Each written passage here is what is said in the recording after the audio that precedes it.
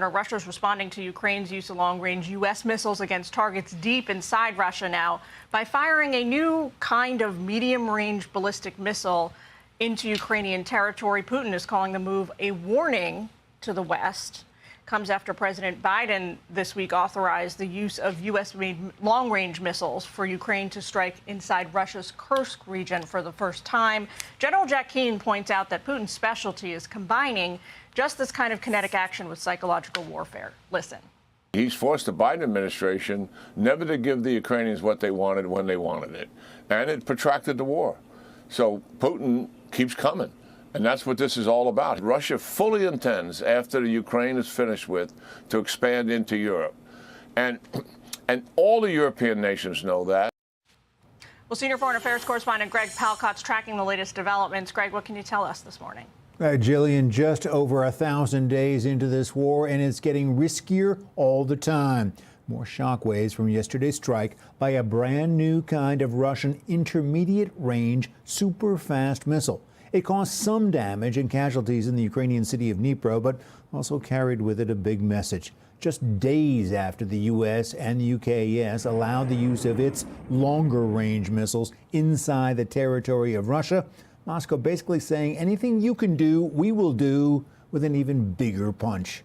Russian President Putin on TV last night saying in the event of an escalation of aggressive actions, he will respond decisively and reciprocally. His spokesman adding today the actions by the U.S. and its allies were reckless, noting Russia had demonstrated its capabilities and could do more. An indication of the nervousness. For the first time since the war started, a session of Ukraine's parliament was canceled due to fears of another attack. Yesterday's Russian missile carried conventional warheads but could be nuclear armed. Yet another message. And remember, earlier this week, the U.S. embassy in Kyiv was shut down out of security concerns. Diplomatic voices around the world speaking out today. The prime minister of neighboring Poland said the threat of a global conflict is serious and real. China, of all countries, calling for calm and restraint. And Jillian, as for North Korea, which has been adding to all the tensions by sending some of its troops to fight alongside the Russians, said the U.S. is stoking tensions and they warned of a nuclear war. A lot of talk and some very dangerous actions. Back to you. Look at Beijing weighing in there. Got to leave it there. Greg, thanks so much. John. All right, so let's dig deeper on this now. General Keith Kellogg's a former national security advisor and Fox News contributor. It's been a minute, General. Welcome back from the campaign trail. Good to be back. Good so to see you. Ukraine's ex-top general says World War III has begun. I'm sure that he would like the world to believe that so that the allies throw in with Ukraine. But do you really see it that way? No, I don't think World War III has begun, but we're right on the precipice. I mean, it's right there. And what I mean by that is when you look at what's happening, look at the alliance. What President Trump kept apart, you know, he had North Korea over here, he had China over here, he had Iran here, and he had Russia over here. And what you've seen them now is they've all joined. You've got an axis together, and they're feeding off one another. You know, just in June, Russia signed a self-defense pact with North Koreans. So now, for the first time in its history, North Korea has exported fighters into Russia. Between 10 to 30,000 North Koreans are now fighting. You're seeing a use of an intermediate-range ballistic missile that can be nuclear-tipped, being shot at Dnipro, a city of around 900,000. So you're seeing this thing starting to build. And that, I think, internationally is going to be President Trump's biggest thing he's going to have to solve, which is the fight there in Ukraine and Russia, which happens to be the largest land war in Europe since the end of World War II. Yeah. So it's massive. So, and John, you know this, a simple spark can spin things right out of control. And without even trying out there. And you assassinate one archduke and suddenly... Yep, absolutely. Good. Touche. General, talk to us about this new sort of sophisticated weapon that Putin is now... He launched some kind of medium-range ballistic missiles with a lot of warheads on it into Ukraine. Can you talk to us in layman's terms what it does and how alarmed people should be about it? It's an intermediate-range ballistic missile based off range, and it's got MIRVs on it, multiple independent reentry vehicles, so more than one warhead. It can Meaning be they can split up and hit a whole lot of targets? They will break off and hit multiple targets. And again, it can be nuclear-tipped. But they only used one, and it's basically a class of what they call truck-mounted intermediate-range ballistic missiles that they've got there.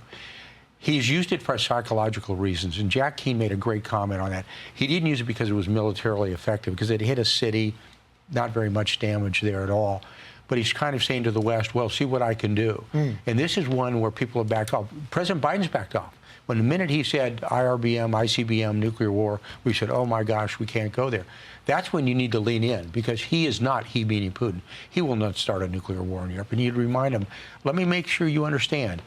The Brits have nuclear weapons, the French have nuclear weapons, we've got nuclear weapons, don't go there. And we haven't really said that to him. So it's kind of a psychological play, and I think Jack Keane's got it right. So he's kind of upped the ante in weaponry, just like Zelensky upped the ante when he went into the Kursk region with the long-range missiles. He attacked them in the, So everybody's wondering why Biden suddenly gave permission to Ukraine to launch these attackers deeper into Russian territory. Karine Jean-Pierre was asked about that yesterday at the briefing and gave a typical answer. Listen here. For a long time, the White House argued that using these long-range tactical missiles into Russia to attack targets inside Russia would escalate the war, would really invite retaliation. Why change the policy now? I'm just not going to get into specific about Ukraine's operations. Not something that I'm going to do today. But I want to be really clear. But I guess I'm asking about the specifics of the White House's decision to change policy. I'm just telling you that I'm not going to get into specifics from here, from the podium. Yeah, so that's what we've kind of gotten used to, saying nothing about everything. But why now? I mean, he's left this pile of dog, you know what, on Trump's doorstep. You know, John, here's what I'm really hoping. I'm hoping that Jake Sullivan talked to Michael Waltz, who's the incoming National Security Advisor, or President Biden has talked to President Trump and said, here's what I'm going to do. I'm really hoping that happened, because what he has done, Biden, through his action, he's actually given President Trump more leverage. Really? Because now he can pull back, he can go left, he can go right, he can do something. And I think what he did is he basically said, well, this is what I want to do. And I'm hoping there's something to this. I don't know, but it does give the President Trump more ability to pivot from that. Oh, that's interesting. All right.